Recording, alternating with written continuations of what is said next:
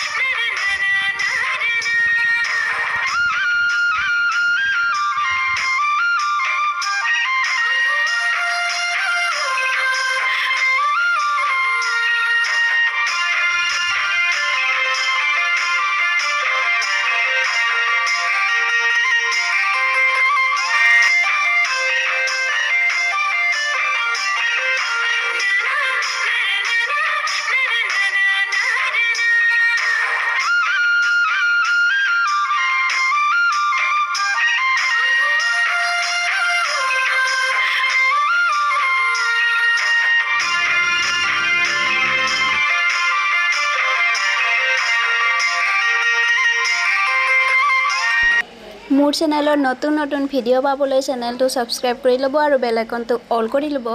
এতিয়া চাই থাকক।